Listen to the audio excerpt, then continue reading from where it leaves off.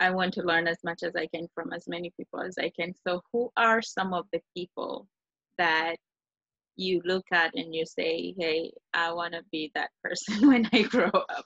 Who are some of your who are some of the peace builders you admire and look up to?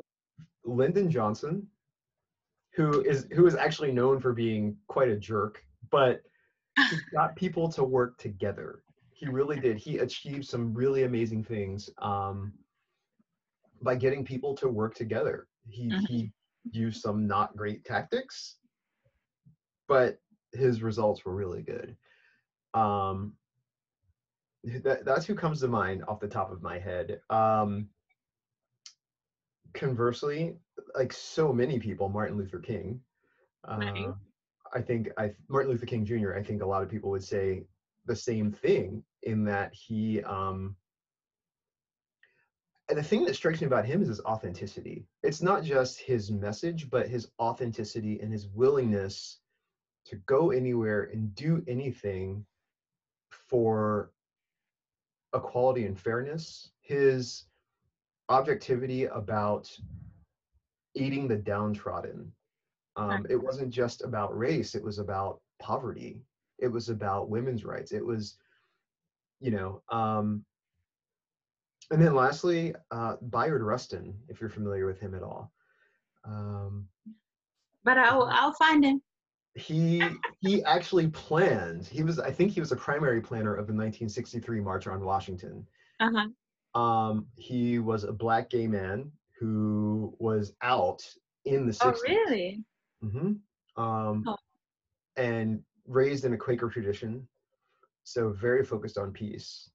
Yeah, so those are the people, and they're bigger. I guess they're some of the bigger names. Byard Rustin is probably the one that, he toiled in obscurity, as they like to say. Right. I mean, spearheaded one of the greatest events in American history.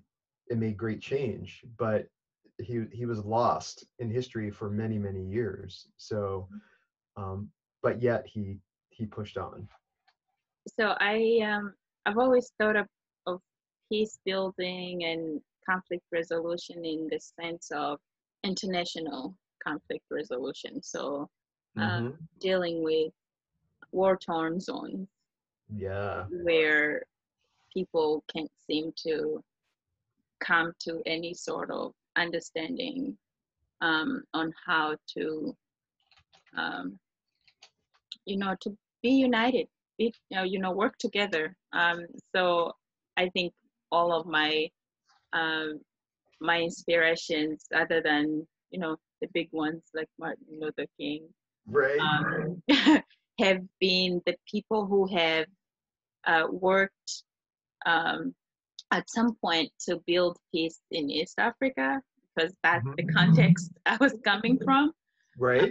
So there are people like Nyerere. I don't know if you know Julius Nyerere. He passed away.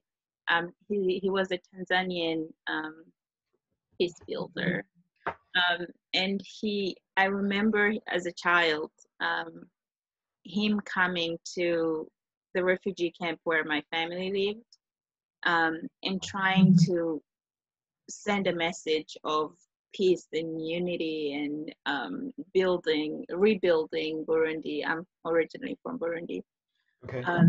And it was really interesting to me that somebody that powerful would pursue that in a refugee camp where people had fled a conflict that in my mind at that time, I was maybe 10, had nothing to do with him, but it did, because we were in his country. Yep. As refugees. So he was trying to see what he can do to resolve the conflict between our political influences in Burundi. But I think that's when I started to develop that interest in trying to build I was saying, you probably saw the results of what he was doing as far as how it affected everybody around you. Yeah, I think that was I did see, impact.